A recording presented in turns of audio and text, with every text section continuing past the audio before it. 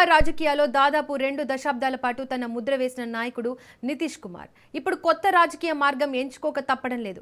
బీహార్ ముఖ్యమంత్రి పదవికి రాజీనామా చేసి రాజ్యసభకు వెళ్లే నిర్ణయం తీసుకోవాల్సి వచ్చింది. రాష్ట్ర రాజకీయాల్లో కీలక పాత్ర పోషించిన నితీష్ కుమార్ ఇక బీహార్ రాజకీయాలకు గుడ్ బై చెప్పబోతున్నారు.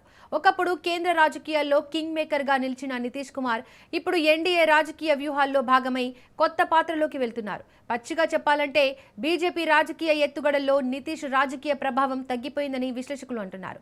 బీహార్లో నితీష్ యుగం ముగిసినట్టేనా, లేక ఇది మరో రాజకీయ వ్యూహమా అనే ప్రశ్నలు, పరిణామాలు దేశ రాజకీయాల్లో కొత్త సమీకరణాలకు దారితీసే అవకాశాలు కనిపిస్తున్నాయి.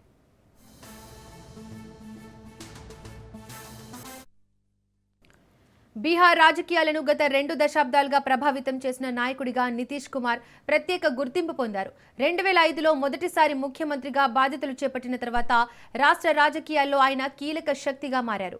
అభివృద్ధి, పరిపాలన, సామాజిక సమీకరణాలపై దృష్టి పెట్టి బీహార్ రాజకీయాల్లో తనదైన ముద్ర వేశారు.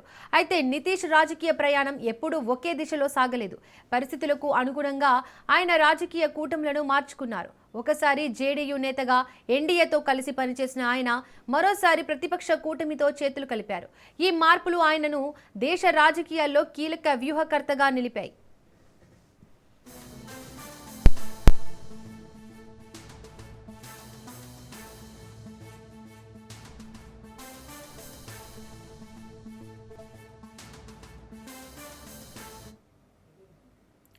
ఇటీవల మళ్లీ ఎన్డీఏలో చేరిన తర్వాత బీహార్ రాజకీయాల్లో కొత్త సమీకరణాలు ఏర్పడ్డాయి. ఇప్పుడు ముఖ్యమంత్రి పదవికి రాజీనామా చేసి రాజ్యసభకు వెళ్తుండటంతో రాజకీయ విశ్లేషణలు ఊపందుకున్నాయి. ఒకప్పుడు ప్రధానమంత్రి అభ్యర్థిగా కూడా చర్చకు వచ్చిన నితీష్ కుమార్ ఇప్పుడు రాష్ట్ర రాజకీయాల నుంచి దూరమవుతారా, లేక కేంద్ర రాజకీయాల్లో కీలక పాత్ర పోషించేందుకు ఈ నిర్ణయం తీసుకుంటున్నారా అన్నది ఆసక్తికరంగా మారింది. మరోవైపు బీజేపీ వ్యూహాల్లో భాగంగా బీహార్ రాజకీయాల్లో కొత్త నాయకత్వాన్ని తీసుకురావాలనే ప్రయత్నం జరుగుతోందా అనే చర్చ కూడా సాగుతోంది.